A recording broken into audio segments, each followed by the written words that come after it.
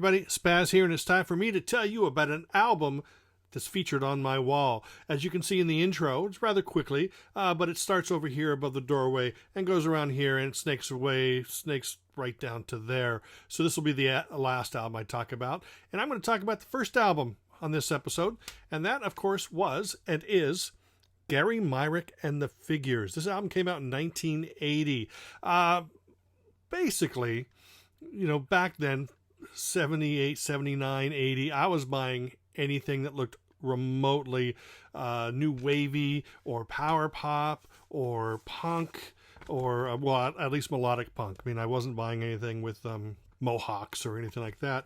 But Gary Myrick and the Figures fit the bill, because you flip over the album and you go, hey, they look like a cool bunch of dudes. Let's check them out.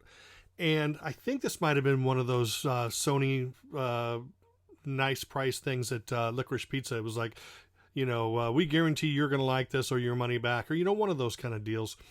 So regardless of that, I would have bought it anyway. So I bought it and I took it home, and I was kind of expecting power pop, and guess what? It's not power pop, but it's not that far away from power pop. See, Gary Myrick and the Figures, a lot of influences in their music there. So you're going to hear classic rock, you know, things like the Kinks and the Who. Not really so much the Beatles, but there's also sort of a slight little post-punk edge to it. There's power pop in there. There's new wave. Now, Gary Myrick is a guitar player, a great guitar player, as a matter of fact. The songs aren't really this, you know, hook-filled, like, oh, Plimsoll's The Knack, Shoes, and bands like that. They were more maybe a little bit darker, but still just great and wonderful, full of energy, full of excitement. There was no band that sounded like Gary Myrick and the Figures.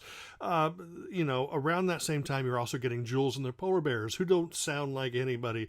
And you know, so I was immediately attracted to this, and it took 2 or 3 listens before it really hooked. Now, there's a song on the album called She Talks in Stereo, which got airplay on radio stations down in LA, and got a little keyboard hook and stuff, because Gary Myrick and the Figures was actually, as I said, they were a quartet. So Gary on guitar, there's a bass player, keyboard player, and a drummer. And you know, this drummer here, Jack White, it's not the same Jack White that you all know and love from the White Stripes and stuff, but he's still Jack White. The thing about Jack White is he eventually ended up playing in Rick Springfield's band for many years.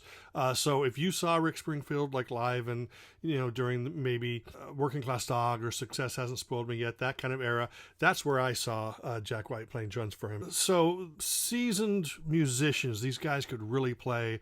They could rock. And like I said, the songs aren't power pop jangly, but they're absolutely wonderful. It's sort of a thinking man's rock, just very intelligent, great arrangements, a lot of depth to the songs. And now Gary Myrick and the Figures made another album after this, and then Gary Myrick went solo, and he's made music. He still continues to make music. So go to like iTunes or something and download. You know, I think he's focusing more on the blues now, but just an amazing guitarist.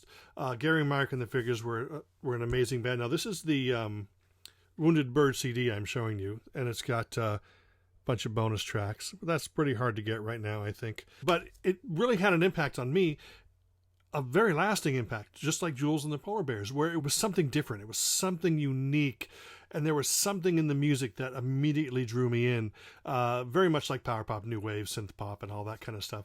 But this is definitely a great album. I highly recommend it. In fact, from what I understand, Gary's been playing around LA, and guess who his bass player is? Prescott Niles from the Knack.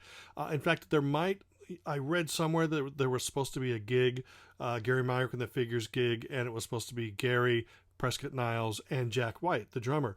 But I don't see that listed anymore, so I'm not sure if that happened, if it's happening, if it's not going to happen. But whatever it is, if you manage to catch Gary Myrick and the Figures, because they do play out occasionally, you might get to see Prescott Niles of the Knack. Anyway, that's it. This is definitely an album that you should check out, whether you have to track it down on vinyl. I'm always the CD guy, so that's why I'm showing that to you. I feature these albums on my walls, the LPs, because they still mean something to me. And here it is almost 40 years later, and I'm still spreading the Gary Myrick and the Figures gospel. Anyway, that's it. I hope you tune in to another episode of Tales of the Albums on the Wall. And until the next time, smell you later. She died.